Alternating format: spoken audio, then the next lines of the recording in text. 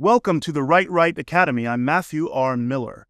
Today, I would like to talk about your choice of words, specifically choosing words in English that come from a Germanic background or a Latin background. Now, let me explain what I mean. You don't have to become a Latin and German scholar to understand this. The English language, very interesting language. Our philosophy in English is basically just bring us any word from any other language, we'll make it our own. Whereas other languages, let's say French, is very strict and specific about, no, we want this word to be French in origin, eliminate the English words, okay? But English, we're just like, yeah, send it all in, room for everyone.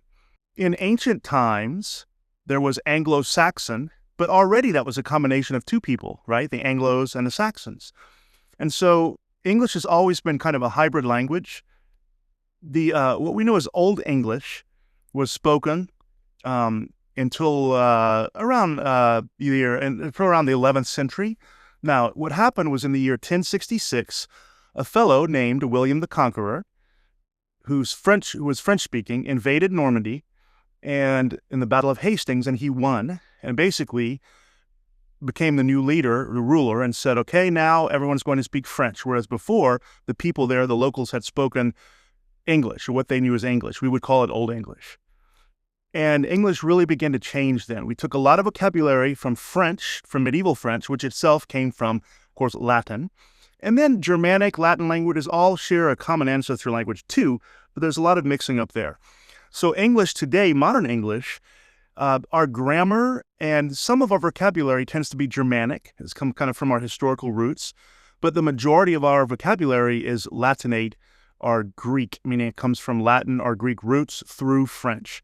And then we have some words that are from other languages, like, the word canal is from like ancient Sumerian or something. But we have a lot of different roots. But mainly you're dealing with words that come from medieval French, from Latin, words that come from our Germanic roots. In the history of writing in the English language, there have been different trends, and there always will be, about which words are more popular. And choice of words often also showed that one's status in a society.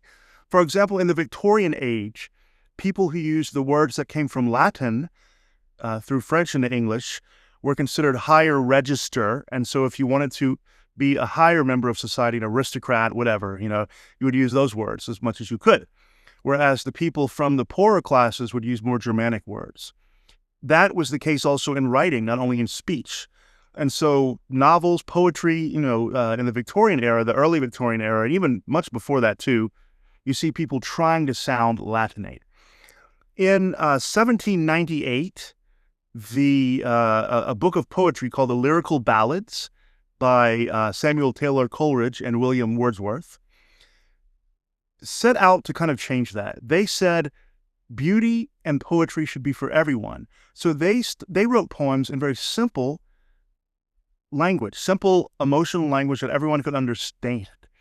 In modern English today, this all goes back and forth, but in modern English today, generally simpler language is preferred. Today, using words that come from the Latin on purpose is considered kind of arrogant or, posh if you're English, or a little stuck up, right? So, when you're writing today, keep in mind how these words come across to most readers. And I'm speaking at least in American English. That's my specialty, of course.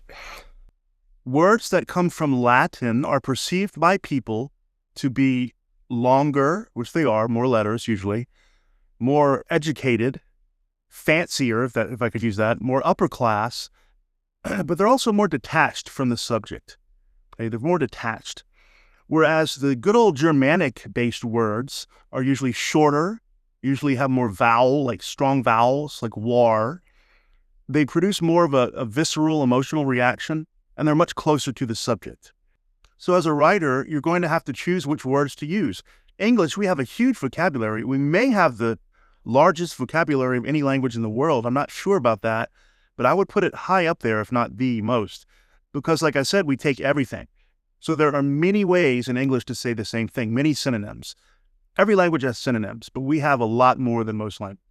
So these Germanic shorter words are going to come across in modern English as more sincere, more genuine, more direct, They're going to produce a reaction in your reader, going to be more familiar, okay? Let me give you some examples. I wrote a couple of sentences, a few examples. One sentence, first one comes mostly words that come from Latin. Second one, mostly that come from Germanic. So, he commenced the attack on his enemy versus he started beating his foe. Which one of those is more detached? He commenced the attack on his enemy. It sounds like you're, an aristocrat looking down at a fight, whereas he started beating his foe. You can almost see it, right? What about this? Stop being so infantile versus stop being a baby. Which one is more familiar? Which one is more direct? I think it's stop being a baby. Okay, what about this? Imagine you have some pirates sitting around and preparing to get drunk and sing. They could say, we'll imbibe the rum and become intoxicated versus we'll swill the rum and get drunk. Which one sounds more authentic and direct? I think it's the second one. How about this? The sadness inundated her spirit versus the aching drowned her soul. So in each of these, the first way I say it is based on the Latin words, second way the Germanic words. What about this? Refrain from entering the prohibited forest versus keep from going into the forbidden woods. Forbidden woods, I can almost imagine a witch living in there, right? It's just so much more authentic and direct. He deserted me. He abandoned me. This one is a little difficult. Remember, in writing, just like most things in life, there are very few, if any, hard and fast rules. So there's going to be exceptions. Sometimes the Latin-based word will sound better than the Germanic one, or they might sound the same, or so forth. I think generally speaking, Germanic-based words are the ones you choose, but for this example, he deserted me, he abandoned me. To me, those both come across almost the same, as sad. What about this? Now, if you've ever read Beowulf, you know that the introduction talks about the Danes, the Danish people, how they went to war a lot. So first, the Danes were a bellicose population, or the Danes were a warlike tribe. To me, the second one sounds better. What about this? Remember the song, I Need Money? I forget who did it originally. The Beatles covered it. The best things in life are free, but you can give them to the birds and the bees. So what about this? Your affection offers me such felicity versus your love gives me such a thrill, right? Can you imagine? Your affection offers me such felicity. It sounds ridiculous. So your affection offers me such felicity. Your love gives me such a thrill, baby. Come on, you have to admit there. It's more emotional, it's more direct. It's a much better way to say it. So generally speaking, like I said, there are always exceptions. The words that come from the Latin origin are going to sound detached, distant, more formal, more elevated, more educated. One advantage of that in some fields, like in science, is that they're also more precise because they're used less. But we're not talking here about scientific writing per se. I'm talking about writing fiction, telling stories. And then, of course, the Germanic-based words are going to seem closer, more emotional, simpler. They're going to draw the reader into that story. We also have something in English called phrasal verbs. These are verbs that have a preposition attached to them, for example, and they all mean different things. Think about if you have to clean a room. Okay, you can say, I'm going to clean the room. I'm going to clean off the counter. I'm going to clean up the kitchen. I'm going to clean out the closet. So clean, clean off, clean up, clean out, all have different meanings. Imagine studying English, having to learn this. Generally speaking, these phrasal verbs will sound better, at least more direct and more authentic than their Latin equivalents. For example, to give up versus to relinquish. To clean out rather than to extricate. I'm going to extricate the detritus from my closet. Hey, I'm going to clean out my closet. To shore up versus to strengthen. Shore up your defenses because the enemy's coming versus strengthen your defenses. I'm going to feel him out versus I'm going to probe him. Feel him out, I'm going to get a feel for what kind of person he is. Probe him almost sounds like an alien abduction, right? So generally in modern English, you want to choose more familiar, shorter, simpler, Germanic, emotional words over the more detached formal words. So the question is, how do you know? How do you know where the words come from? Well, a couple of things to say. First, you could of course just look them up. Every word that you want to use, Google whatever, strengthen space etymology. That means the origin of the word. You could also learn Latin and German if you're so inclined. You could also Just kind of read about it and kind of get a feel for it.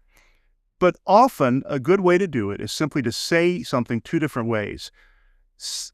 Decide which one produces in you more of an emotional attachment, more of a direct, strong feeling. And that's probably the Germanic one. It's probably the better choice. Okay? So when you're writing, everything about writing has to be a decision. It's not easy, but it's something that can be learned. Every single word you write needs to be on purpose. Don't use a word just because it's there. Don't use filler or fluff. I've heard a lot of new writers say, man, my book's only 50,000 words. I want to get to 60,000. What can I use as filler? Don't use filler. If the book's too short, you need to reimagine it, rewrite it, or just keep it at 50,000 words. So don't add filler, don't add fluff. Every word should be a conscious decision. And again, the trends of what's more popular changes over time. In modern English, you definitely want to choose the shorter, more direct, simpler, more familiar Germanic words.